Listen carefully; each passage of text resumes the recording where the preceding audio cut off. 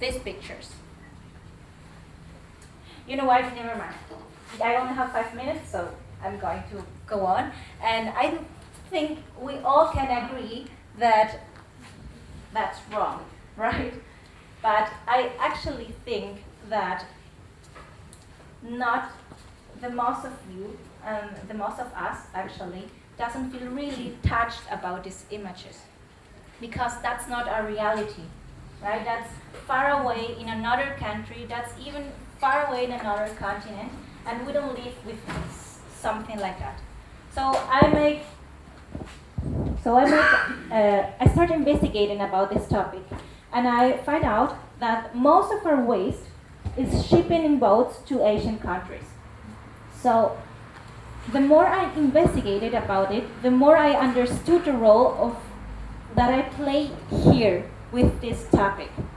So I want to show you that is the power of my waste, because I'm also responsible for this, even if it's in another continent, even if it's in Asia.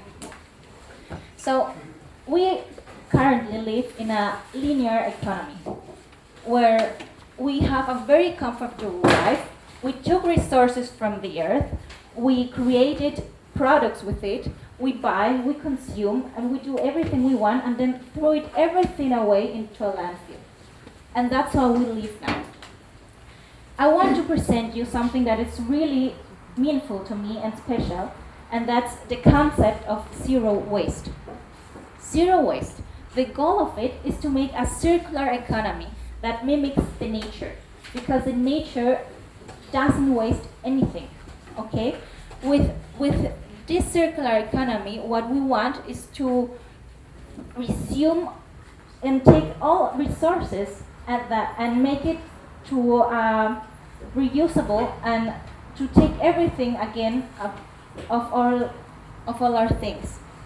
What I'm trying to say is that instead we take every resources and throw it away into a landfill, we just reuse, we just think about everything we have in our hands before we throw it away.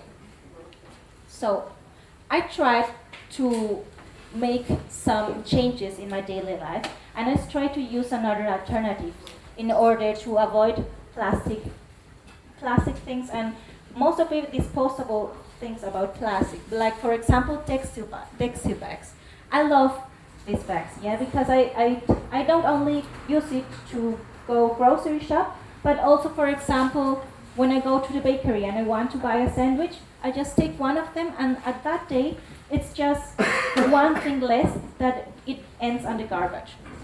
Or I started, for example, to buy soaps and shampoos in bar, because they all came in a bottle of plastic and it ends in a trash. Or I started cooking, for example, every day and put it into lunchbox in order to avoid this food to take away outside. And last but not least, my bottle of water. I love my bottle of water and I take it everywhere. So this is just some alternatives. And when I talk to people about this, most of them say to me, but what difference are you going to make in this world? Because you're only one person, yeah? You're not going to make a difference if you buy a cucumber wrapped in plastic and save the world with it, because you're only one person, and this problem is with the massive consumption and with all the population. And my answer to them is, yes, but you're also part of the population. We all are the population. And with every action we make, with every step we make, we're making a choice that is going to impact our world in the future. And with that choice, we can decide if it's going to be negative or positive in our world, And most important from it, you can make it for something that is worthwhile. You can make it, for example, for you and your health. You can make it for your family, your current family or your future family. You can make it for your future children. You can make it for your planet, for the humanity, for the animals. There are so many reasons to just think about everything you're wasting. For being, made it for being part of the aware generation that said, stop mistreating our world.